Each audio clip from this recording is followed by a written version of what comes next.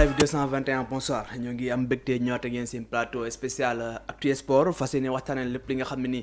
jëm na ci wàllum sport dañ koy tàmbale ak li nga xam ne nii mooy wàllum làmb ji gis nañ ki nga xam ne ni moom mooy CNG daal dina jël ay mesures yi nga xam ne ni ce sont des mesures controversées ndax am na ñi nga xam ne ni ñoo ngi ci waa làmb maanaam les acteurs de la lutte ñoom d'accorduñu ci mesures yi nga xam ne ni CNG jël na ko ci yooyu la mesure na bokk na ci nombre de billets yi nga xam ne ni billets d'entrée yi nga xam ne daal nañ koy limité à 20 000 places loolu nag nekk benn ci décision yi benn décision bi nag décision yi bokk na ci contrôle strict du nombre de billets émis sera assuré par le CNGL voilà en collaboration avec la police loolu nag mesure yi nga xam ne ni CNG daal dina koy jël beneen mesure bi nag bu gën a xam ne nii moo gën a jur coow bokk na ci heure bi nga xam ne nii moom la ñu war a siffler le grand combat à partir de 18h30 loolu nag nekk mesure bi nga xam ne ni ñu bëri ci waa làmb daal di ñu say d'accord dina ñëw aussi ci combat bi nga xam ne ni war na am diggante Reug-Reug ak Boy Niang 2 démb lañ def seen première face to face gis nañu aussi kaddu yi nga xam ne ñaari mbëri daal di koy yëkkati ku nekk aussi di daal di natt sa morom mais aussi di am kaddu yi nga xam ne daal di koy jël. teg ko sa morom dinañ jeexale ci li nga xam ne mooy le week-end des Lions avec les performances de Iliman Ndiaye ak Chérif Ndiaye ñaar aussi sur les Lions lu tax buy nekkee en équipe nationale du ñu performant contrairement ak buy nekkee seen club yi gis nañu aussi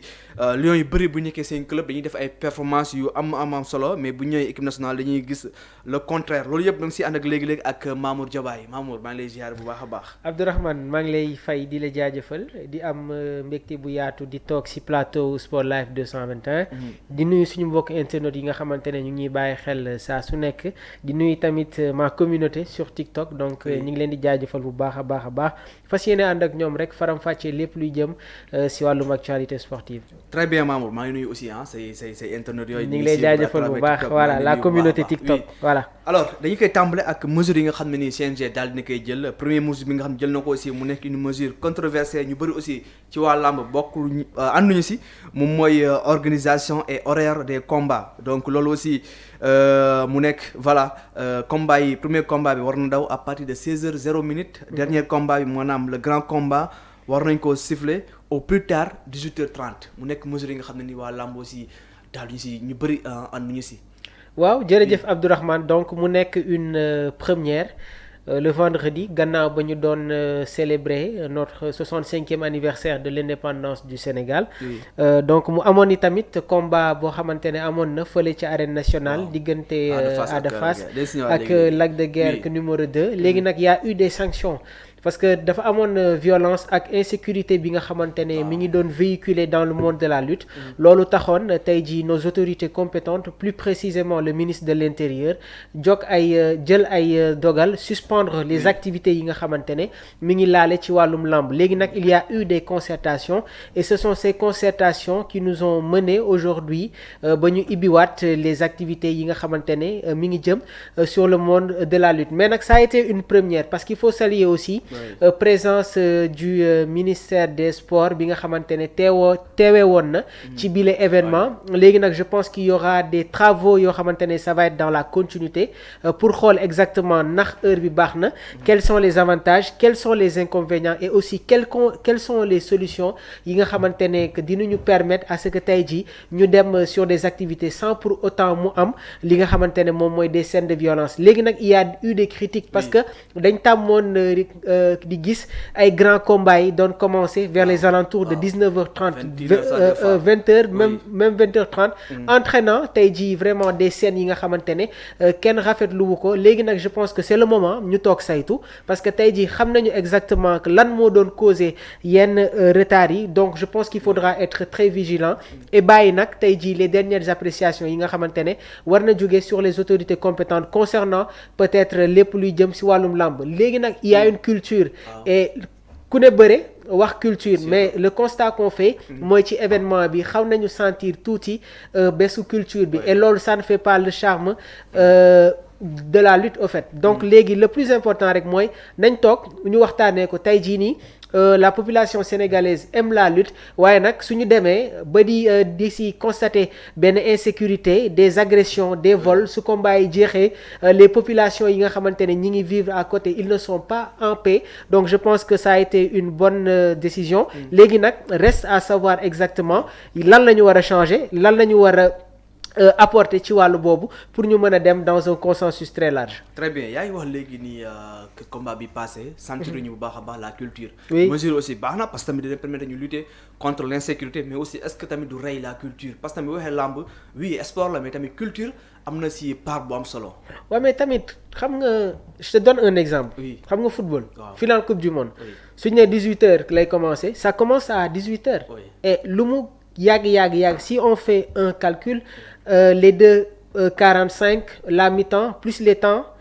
duñu ci on va pas sortir plus de 2 heures de temps. ci bile événement à moins que mu am des prolongations. ensuite donc tamit ñun jot na. ñu dem sur benn réforme bu bees c'est-à-dire les activités sportives mu teel a commencer teel a jeex ku nekk mën a dem ñibbi dans la sérénité et dans le calme waaye nag am na ay mbir yoo xamante ne Abdourahmane il faut qu'on le dise rafetlu wuñ ko parce que quand il y a des agressions muy am ay vol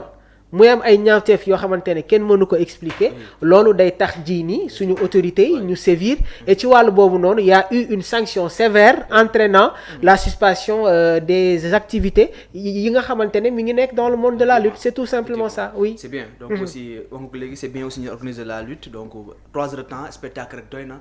am bàkku am tous donc mbër yi ñëw bëre 3 heures de temps 16 heures 18 heures après ku nekk ñibbi aussi c'est pas méchant exactement alors combat bi nga xam ne amoon na ci le 4 avril bi passé mooy entre Ada Fass ak Lac de Guiers 2 Lac de Guiers aussi yàgg na amul victoire jigéen si machine yu bëri contre Siteu am na victoire par décision arbitrage contre Boy Niang aussi mais mu daan mbër gis nañ koo gis cette fois-ci ñu boole ko ak Ada Fass un espoir de la lutte sénégalaise Lac de Guiers daal di koy daan ñi commencé si cas Ada Fass gis nañ aussi combat yi nga xam ne nii ay combat de test la contre moom ak yi nga xam ne moom mooy Zarko da koo perdre contre moom ak Lac de Guiers da koo perdre aussi est-ce que tamit Ada Fass jotul mu jël lamb au sérieux d'abord dama koy encourager oui. di féliciter ki nga xamante ne moom mooy Lac de Guiers Ada c'est un ami sama xarit la oui. donc on était dans la même école fële nga xamante ne moom mooy Saint Abdoulaye Mathurin Diop donc on se connaît très bien on échange sur plusieurs aspects léegi nag je pense que tey jii soo nekkee dans le monde sportif il faut être professionnel xam nga c'est-à-dire am na benn niveau boo xamante ne Abdourahmane soo fa bëggee egg il faut que tu sois professionnel et c'est-à-dire sport dafa nekk loo xamante ne c'est un peu complexe da nga war a am hygiène de vie et xam exactement fan ngay teg say tànk fan nga dul dem et aussi mu am une prise de responsabilité c'est-à-dire on doit être responsable en tant qu'acteur sportif waaye tamit il doit y avoir une prise de responsabilité tey jii am na yenn situation yoo xamante ne soo fa jaaree soo ko dundee sans pour autant oublier les exigences yi nga xamante ne mi ngi jóge ci sa famille am na nenn noo xamante ne da nga koy éviter am na loo xamante ne noonu nga war a waxee Ada est encore jeune waaye nag suñu xoolee ni mu mel ci làmb sa cote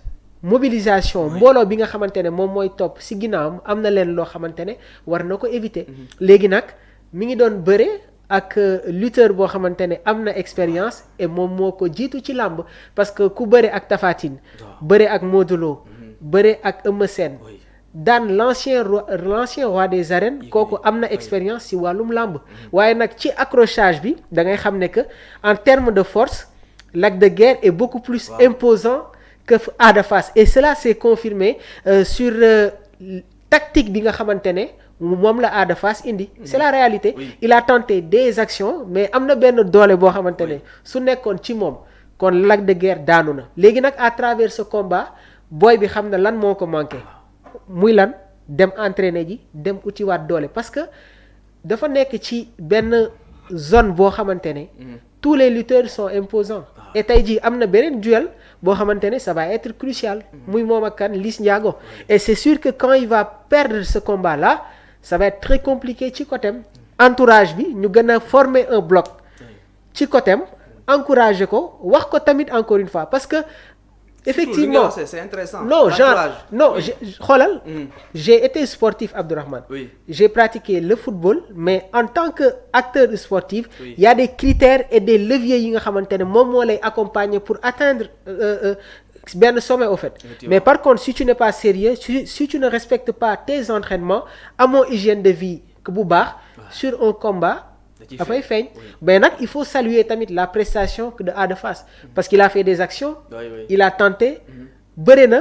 jël na ses responsabilités et si on fait un constat ci combat yi nga xamante ne Lac bëri na ko ak les autres adversaires da ngay xam ne que kat Ada mii ni jàmbaar la léegi nag dans chaque défaite day am ay apprentissage day demaat toog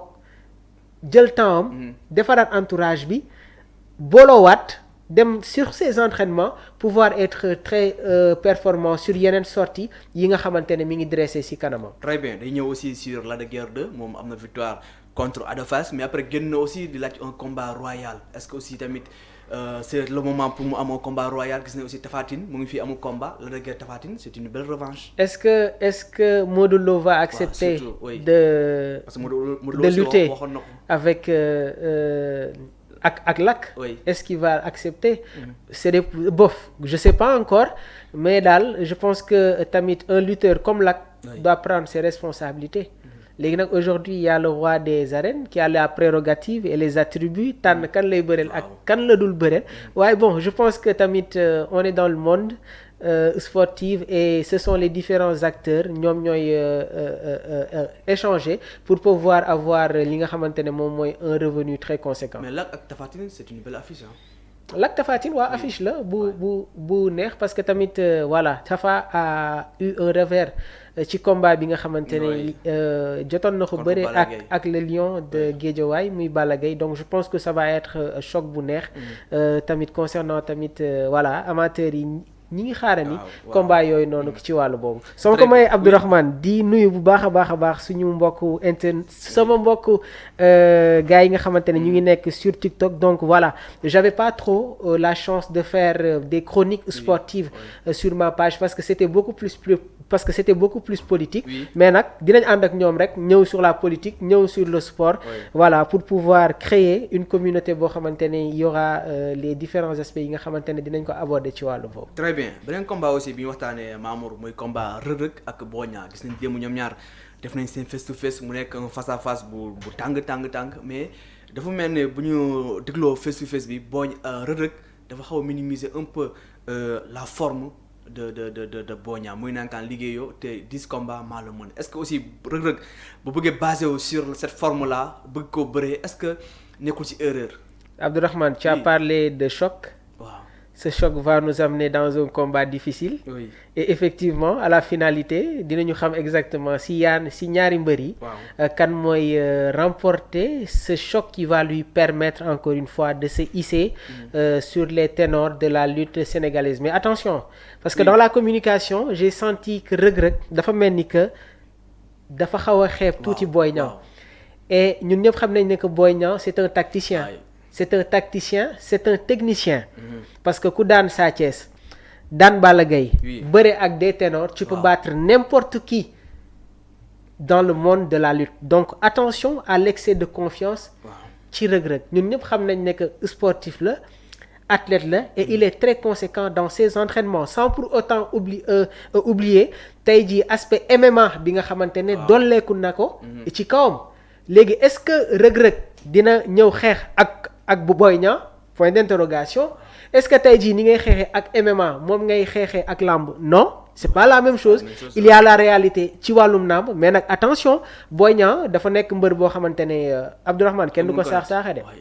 surtout Boy Niang aussi c'est un combat bi nga xam ne ni jóge na ci défaite pour mu bëre Reug Reug c'est une finale je peux dire parce que bu perdre bi combat xëy na mën na indi ay complications sur sa carrière. Bon il a perdu un combat contre Modou Lo. Modou Lo avant muy bëre ak Boy Niang dafa bëre ak Ama Baldé daan Ama Baldé ñëw bëre ak Boy Niang léegi je pense que tey jii nii c'est à travers ce combat que Boy Niang dina montrer waat que c'est un tacticien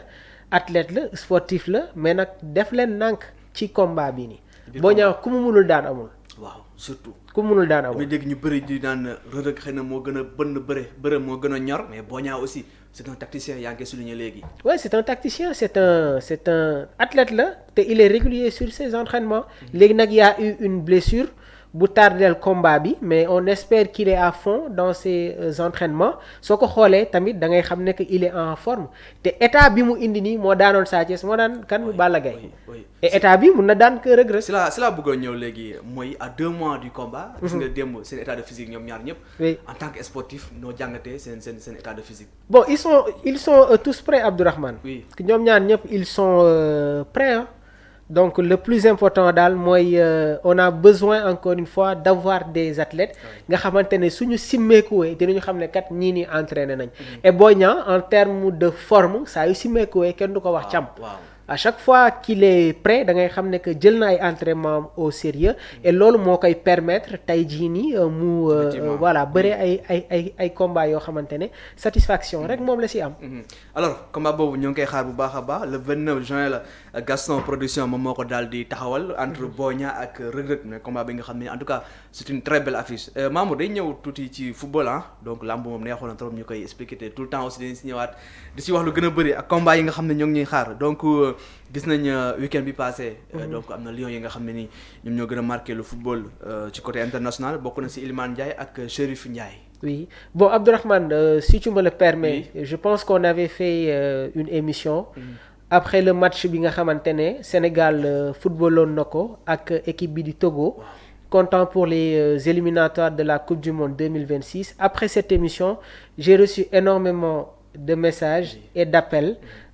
concernant tamit liggéey bu am solo boo xamante ne tu le fais ici au sein de DKR 221 waaye tamit sur la manière yi nga xamante ne moom la ñuy aborder les différents points qui secouent l'actualité sportive. Donc je pense qu'on va être dans la continuité. Surtout, oui. On va pas seulement se limiter à la politique. Wow. Comme je l'ai dit tantôt, la vie ne doit pas être de la politique parce qu'il y a d'autres aspects yoo xamante ne mun nañ si indi li nga xamante ne moom mooy suñu appréciation. Donc dès demain rek am na benn édition spéciale boo xamante ne dinañ ko def fii ci biir DKR 221 waaye tamit man dinaa dem fa li nga xamante ne moom mooy des sports def li nga xamante ne moom mooy benn appréciation un plateau sur l'actualité sportive. Concernant tamit les joueurs que tu viens de citer muy Iliman Ndiaye ak Chérif Ndiaye je pense que Iliman Ndiaye blessure bi nga xamante ne am na ko sur les récentes sorties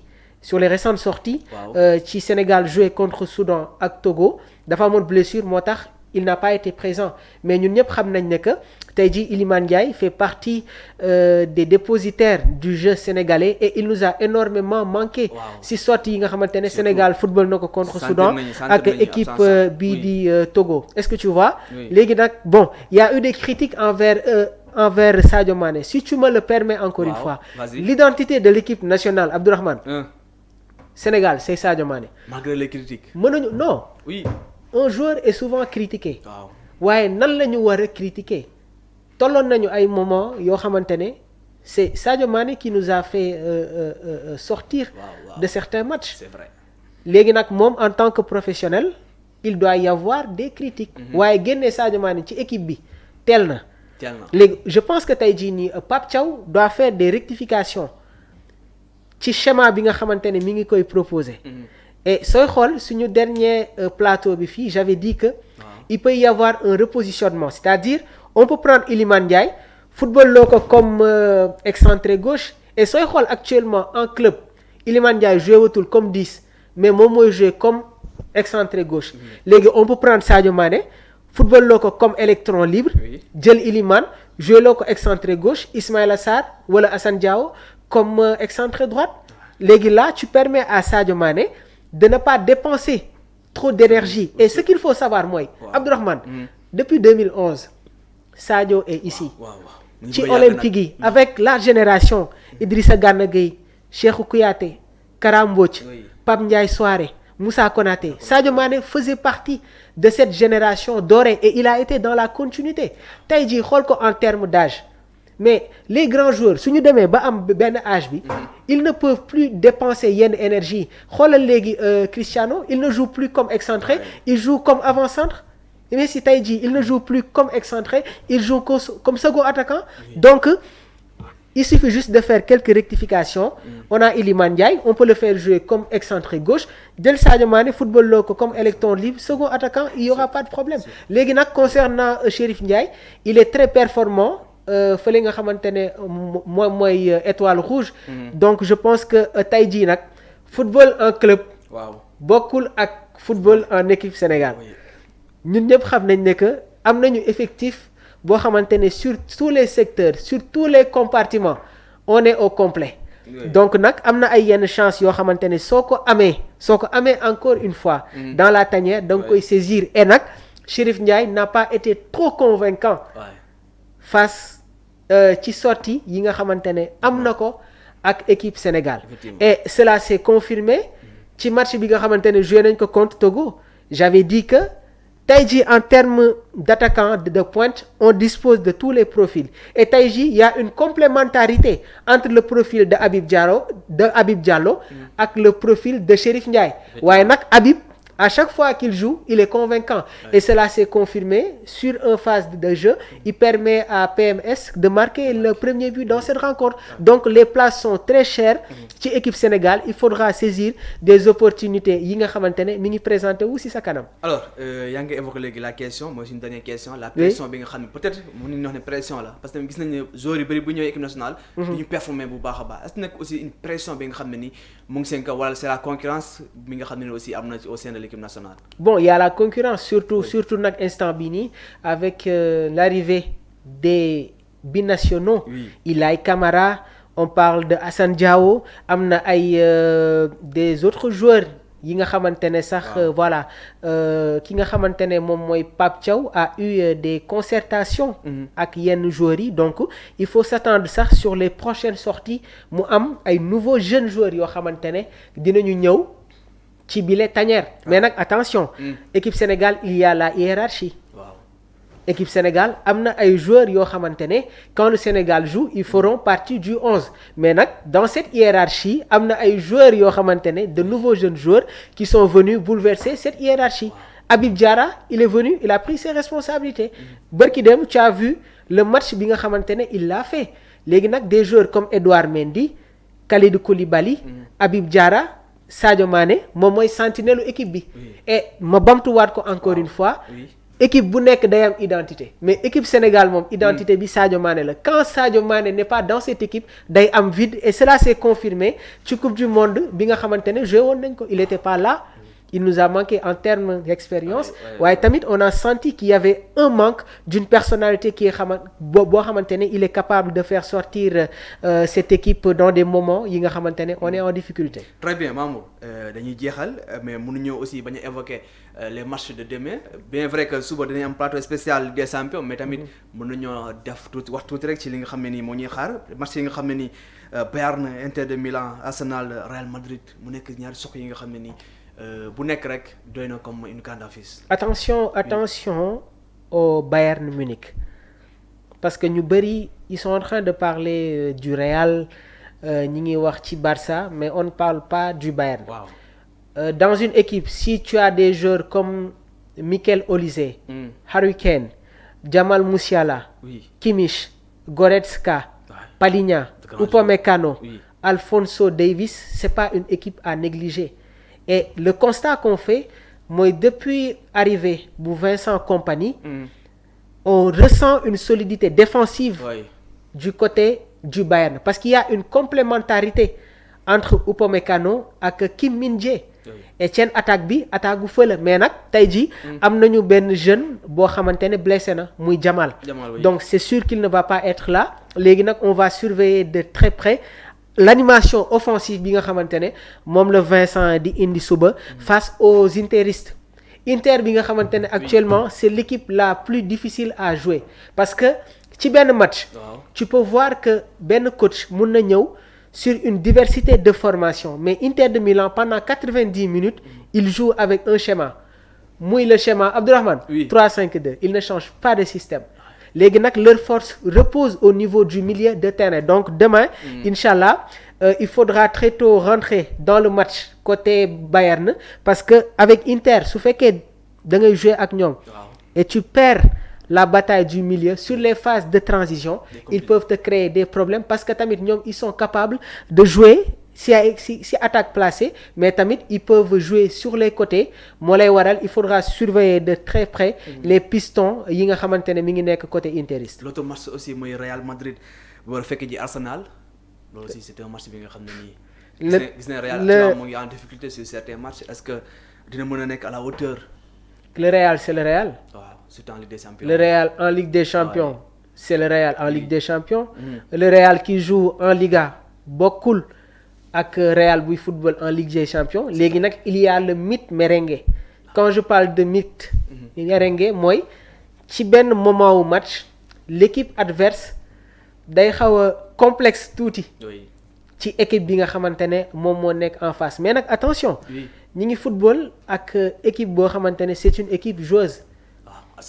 waaw te je pense que Arsenal a bien fait de récupérer encore une fois leur cadre yi nga xamante ne amoon nañu blessure parce qu'il y a le retour de Bukayo Saka il y a le retour de Martinelli léegi nag Arteta actuellement Abdourahmane mi ngi ñëwaat sur les attributs du football espagnol c'est-à-dire sooy xool actuellement il ne joue plus avec attaquant fixe même avant que Havertz di blessé wu il ne jouait pas comme avant-centre mais moom moo doon jouer comme second attaquant et tey jii nii tu vois Mikel Merino moom mooy jouer comme second attaquant et ku yàgg seetaan football espagnol tàmm nañu di jouer ak schéma yi on se rappelle du Guardiola bi nga xamante ne voilà quand il avait pris Cesc joué loo ko comme second attaquant donc je pense que ça va être un match tactique mais le Real c'est le Real donc je pense que Arsenal doit s'imposer demain ci biir stade pour pouvoir être très à l'aise dans le chaudron du Bernabéu. Alors, on se donne rendez-vous demain quoi? On se donne rendez-vous demain Abdourahmane donc on va faire un plateau spécial